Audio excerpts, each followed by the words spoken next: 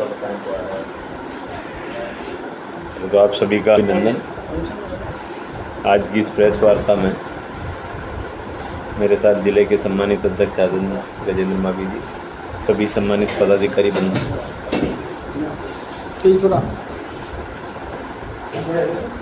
Bharatiya Janata party के राष्ट्रीय अध्यक्ष आदरणीय जगत प्रकाश नड्डा जी के आह्वान पर पूरे भारतवर्ष में हर घर तिरंगा अभियान को लेकर भारतीय जनता पार्टी का कार्यकर्ता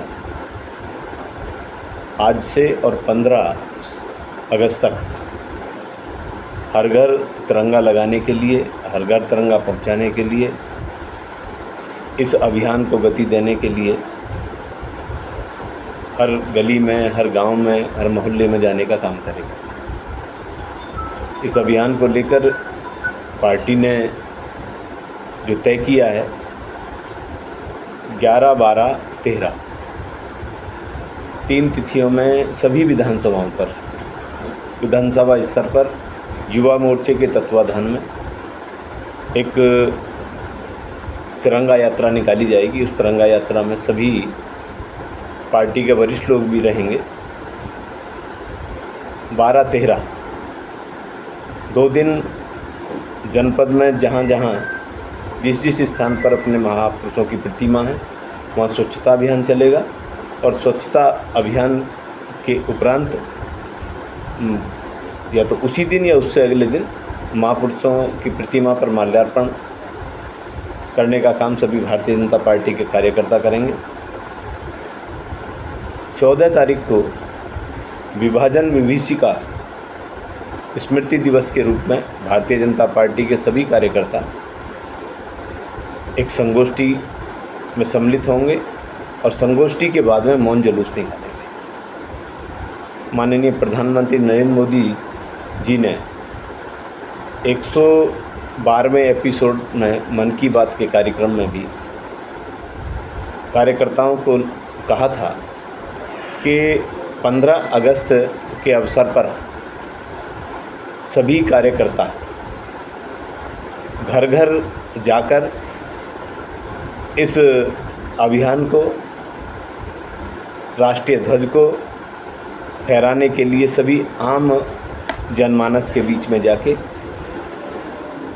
चाहे इसमें सभी हमारे प्रतिनिधि हों, माननीय सांसद, माननीय विधायक, चेयरमैन, जिला पंचायत के अध्यक्ष, सभासद, पार्षद, गांव के प्रधान, बीडीसी और पार्टी के सभी पदाधिकारी और कार्यकर्ता बंधु मिलकर इसको जन जागरण के माध्यम से संपर्क करके एक ही लक्ष्य है कि कोई घर ना छूटे जहां राष्ट्रीय ध्वज 15 अगस्त को ना फहरे। मुझे आप सबके माध्यम से इतनी ही अपील करनी है कि जो स्वेच्छा से राष्ट्रीय ध्वज लगाते हैं उनका बहुत बहुत अभिनंदन है, स्वागत है। जो ऐसे लोग हैं जिनको झंडा नहीं मिल पाता है, राष्ट्रीय ध्वज नहीं मिल पाता है, 2-4%, 5% ऐसे भी लोग हो सकते हैं जिनकी सामर्थ्य नहीं हो, तो उनके लिए भारतीय जनता पार्टी का कार्यकर्ता इस राष्ट्रीय ध्वज को उपलब्ध भी कराएगा और डंडे सहित उपलब्ध कराएगा। इसमें भले ही हमें नगर पालिकाओं के चेयरमैनों से सहयोग लेना पड़े, अपने प्रतिनिधियों से सहयोग लेना पड़े, सरकार भी इसके लिए प्रयास कर रही है। माननीय मुख्यमंत्री जी का आभार व्यक्त करता हूँ। प्रत्येक वर्ष जब भी ये अभियान हमारा आता है, हर वर्ष भारतीय जनता पार्टी के कार्यकर्ता हर घर तिरंगा अभियान चलाते हैं, तो उसमें सरकार की तरफ से राष्ट्रीय ध्वज हमें मिल जाते हैं। तो मुझे पूर्ण विश्वास है कि इस बार भी हमें सरकार की तरफ से सहयोग मिलेगा और हमारा कार्यकर्ता हर घर ध्वज पहुंचाने का काम करेगा। कितने झंडे की आप व्यवस्था करें? हमने ये कहा है कि कोई घर न छूटे। 22 लाख के आसपास घर 22 लाख नहीं बैठेंगे, जितने भी बैठेंगे हम प्रयास करेंगे। तिरंगा यात्रा के बाद क्या हुआ? तिरंगा यात्रा रूट तो अभी संगठन के साथ बैठ के तय कर लेंगे, लेकिन ये तय किया गया कि युवा मोर्चा हर विधानसभा में बाइक के माध्यम से सबके हाथ में राष्ट्रीय ध्वज रहे और प्रोटोकॉल के अनुसार रहे। सब क्या होता है कि जब भी आपकी ऐसी यात्राएं निकलती हैं तो आपके नेता बिना हेलमेट के घूम रहे, मैंने हर बार मीडिया में उसके बाद चर्चा का विषय होता है कि जब माननीय ही हेलमेट नहीं लगा रहे हैं तो वो आम जनता को कैसे दिखाए। मैंने प्रोटोकॉल इसीलिए कह दिया कि जो भी सरकार का प्रोटोकॉल है, चाहे वो हेलमेट का है, हम अपने कार्यकर्ताओं को प्रशिक्षित भी कर रहे हैं कि जिस रूट से हम अपनी तिरंगा यात्रा निकाल रहे हैं कहीं रोड जाम ना हो, कहीं एम्बुलेंस रास्ते में ना फंसे, इसकी चिंता भी हमें करनी है और सुरक्षा के मानकों का भी ध्यान रखना है। हेलमेट हमारी सुरक्षा के लिए उसे मिला। जब इस तरह के जो कार्यक्रम होते हैं मुख्यतः के पीछे माना जाता है कि ये राष्ट्रवादी कार्यक्रम है और पार्टी की विचारधारा राष्ट्रवादी है, तो कार्यकर्ता अपने सभी मतभेदों को दूर करके साथ में करके काम करते हैं।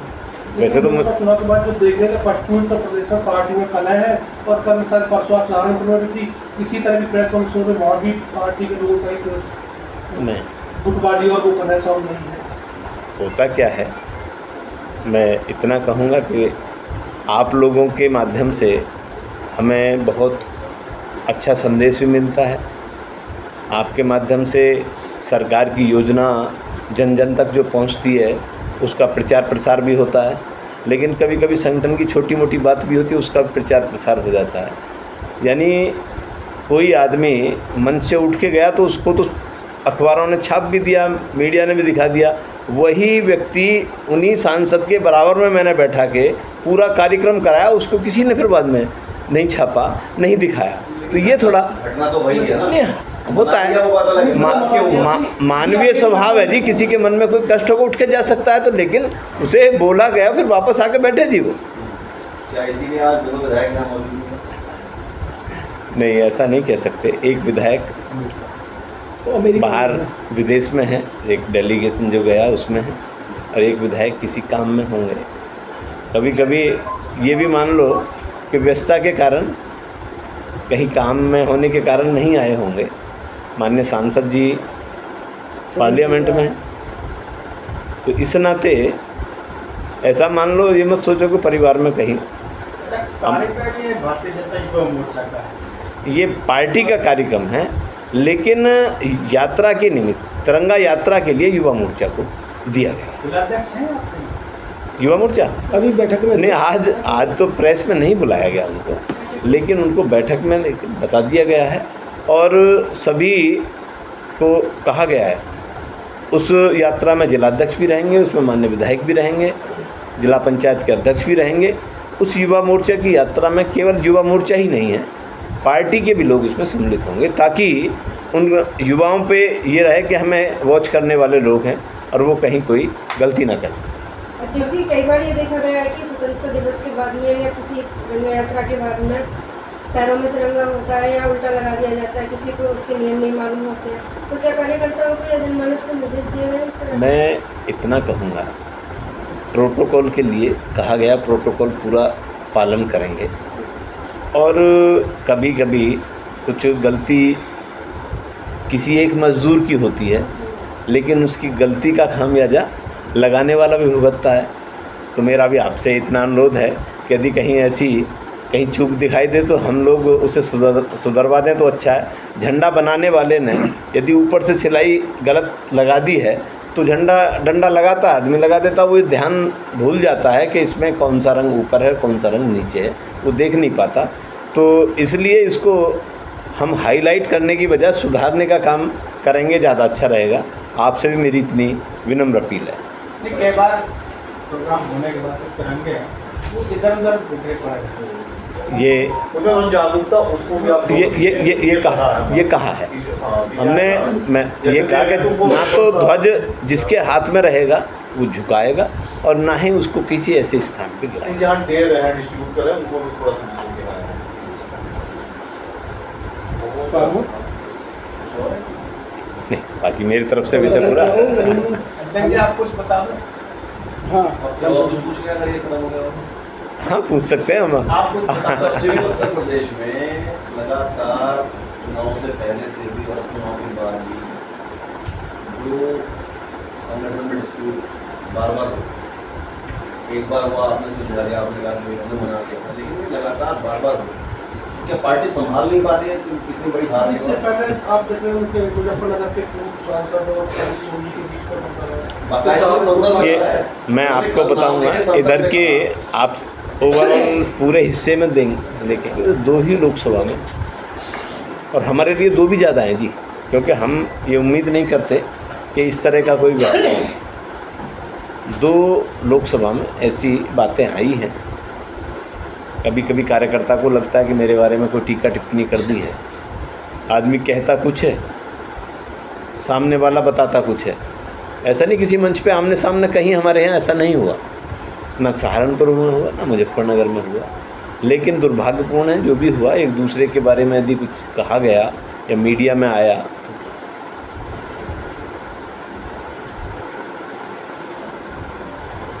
आप कुछ बताइए। बस हो गया, विषय कंप्लीट ही था।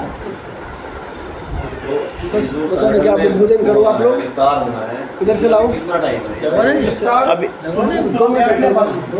अभी पहले तो हमारे लिए ये 15 अगस्त तक का जो अभियान है ये महत्वपूर्ण है।